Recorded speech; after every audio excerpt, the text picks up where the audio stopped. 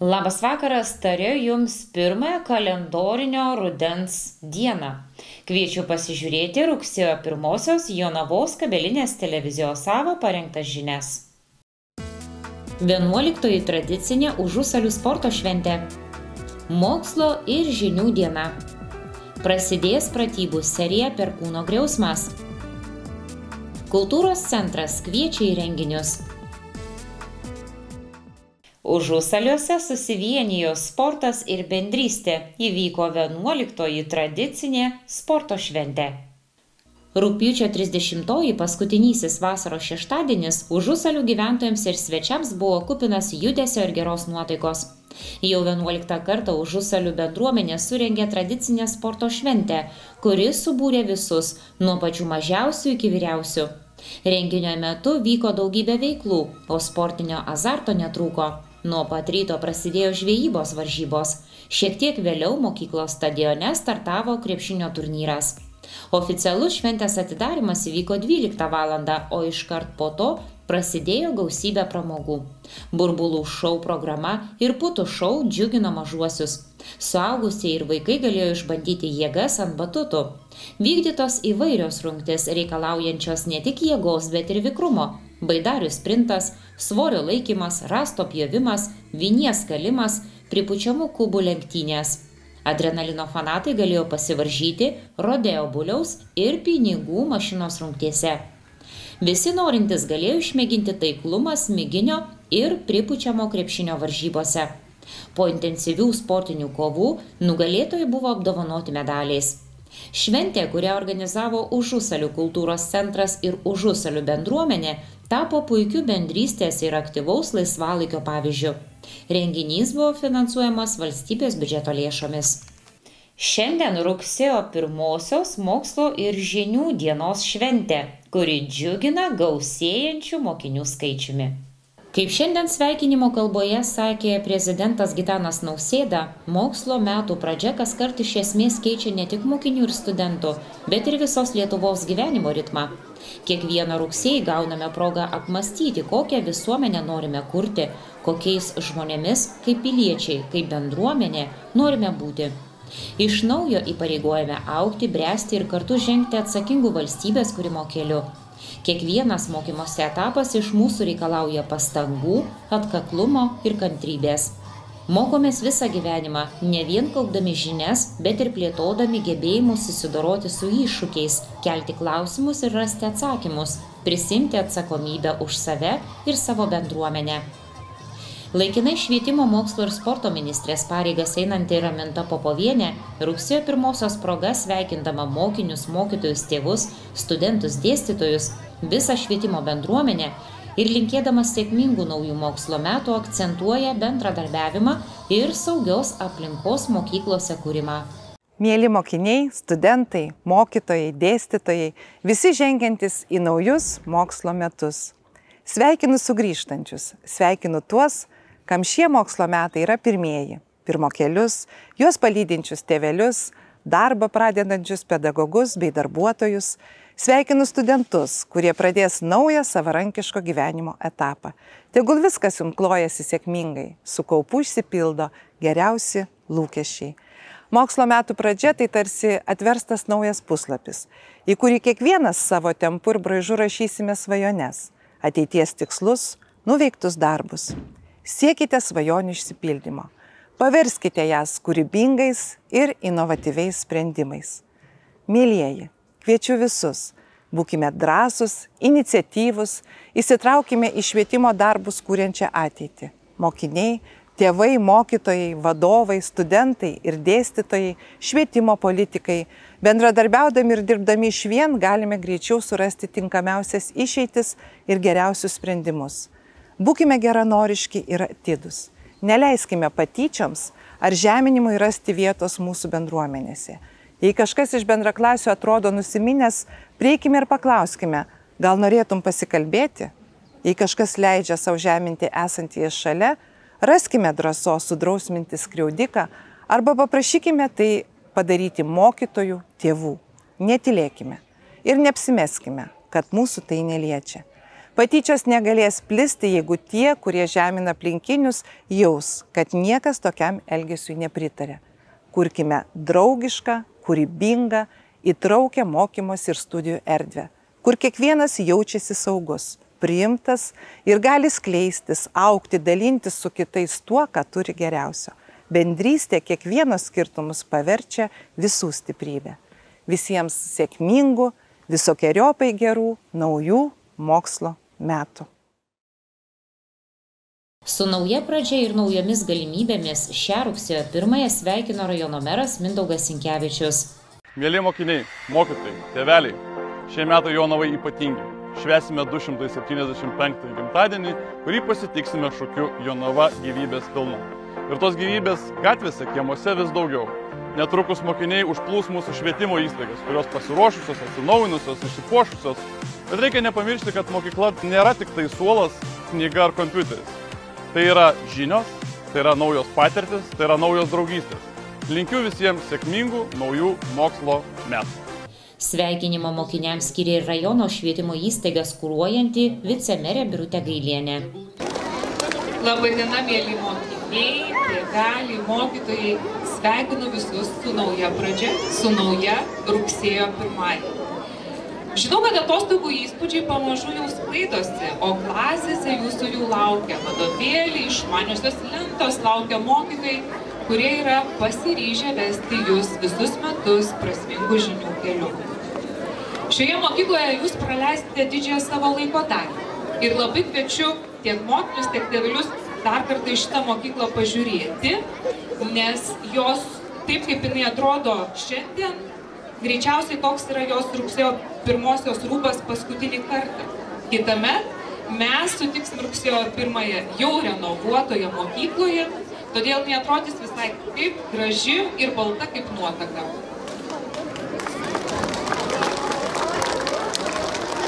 Mėlieji, dėl to teks šiek tiek ištverti ir triukšmo, ir šiek tiek dulkių, kurios tikrai pasitiks jūs visus šios mokslo metus, bet viskas iki gera.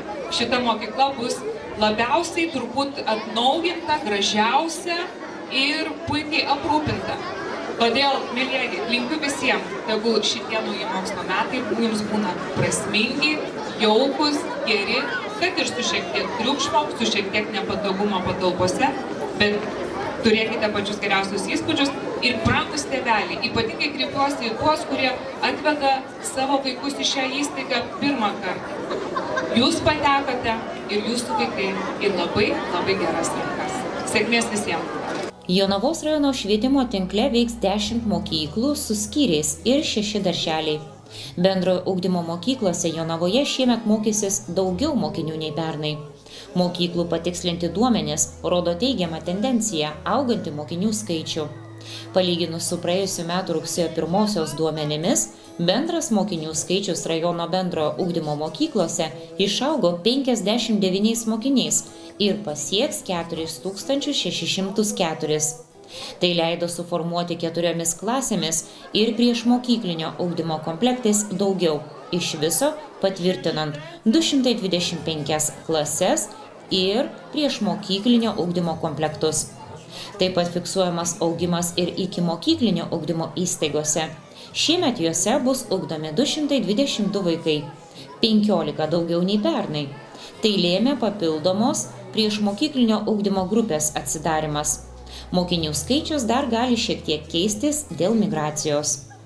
Beje, prasidėjus mokslo metams, visi šalies moksleiviai besimokantis bendrojo ugdymo mokyklose iki rugsėjo 30-osios yra nemokamai apdrausti nuo nelaimių gatvėse ir keliuose.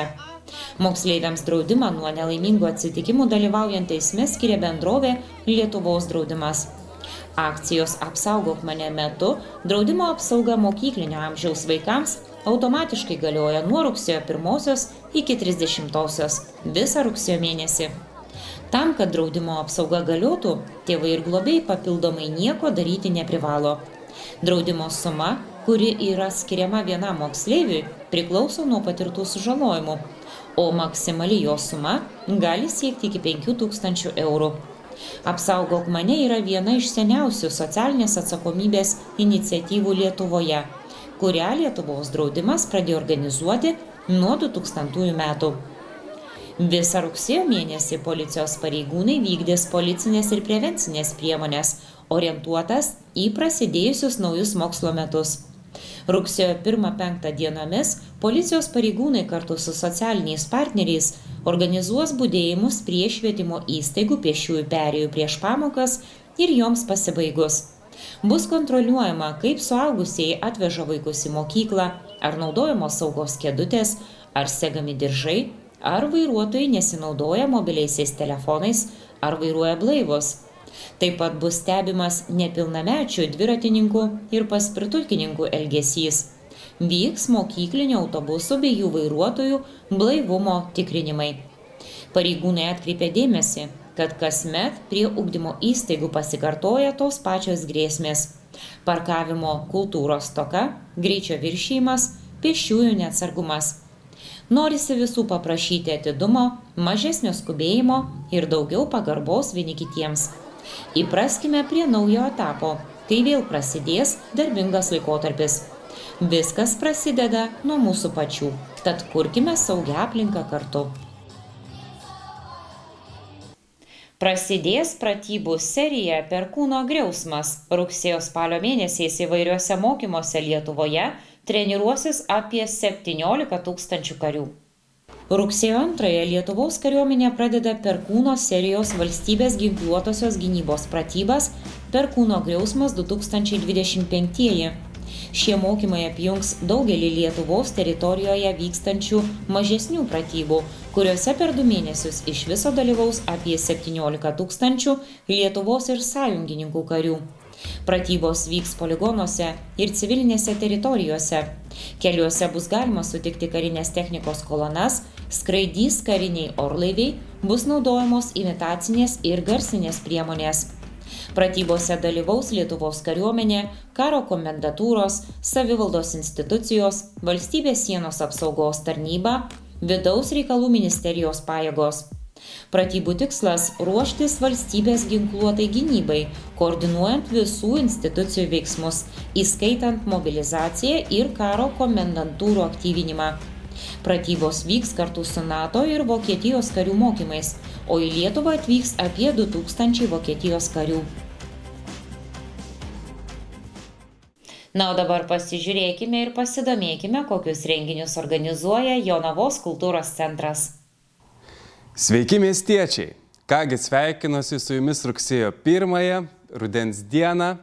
Linkiu gerų mokslo metų, gerų darbų, o šiandien aš esu ne vienas, esu su mūsų šių metų simboliu paukšteliu ir noriu pristatyti renginius, kurie mūsų laukia šią savaitę. Taigi, nuo 1 iki 5 dienos kviečiame visus į miesto šventės eisenos atributo gyvybės paukštelių kūrybinės dirbtuves. Tai bus va tokie va paukšteliai pasirodyk, jie bus truputį mažesni, tai jeigu planuojate dalyvauti eisenoje, kviečiame užsukti į Krašto muziejų rugsėjo 1–5 dienomis ir ten pasigaminti tą paukštelį. Taip pat nuo rugsėjo 3 dienos kviečiame į Jonavos Lopšelio darželio Dobilas bendruomenės kūrybinių darbų parodą Jonavai 275. Jisai vyks Krašto muziejaus istorijos skyriuje. Rugsėjo 4 dieną kviečiame į parodos ir ekskursijos Jonava yra namai pristatymas. Renkamės dailės skyriuje Krašto muziejuje 17:30. Na, o šeštadienį laukia didžioji mūsų šventė, mūsų miesto šventė, 275 gimtadienis. Ten mūsų lauks mugė, šeimų linksmybių pievelė, senų automobilių, motociklų ir karinės technikos pristatymas, šventinė eisena, koncertas, fejerverkai, puiki nuotaika, jūsų šypsenos, tai visi renkamės šeštadienį į Joninių slėnį. Na, o sekmadienį kviečiame į Žydų kultūros ir paveldo dienoms skirtą ekskursiją Dingęs Jonavos štetlas. 7 dieną, 13 val. Pradžia prie Krašto muziejaus. Tiek renginių laukia šią savaitę. Gražios ir nuotaikingos mokslo metų pradžios. Iki pasimatymo. Toliau sinoptikų pranešimai. Kokių orų tikėtis antradienį? Antradienio naktį lietaus nenumatoma, kai kur tvyros rūkas, vėjas šiaurės rytų, rytų. Temperatūra naktį nuo 12 iki 14 laipsnių šilumos. Dieną be žymesnio lietaus, vėjas rytų, pietryčių. Temperatūra nuo 20 iki 24 laipsnių šilumos. Šiandien atsisveikinu su jumis linkėdama gero vakaro. Iki pasimatymo rytoj.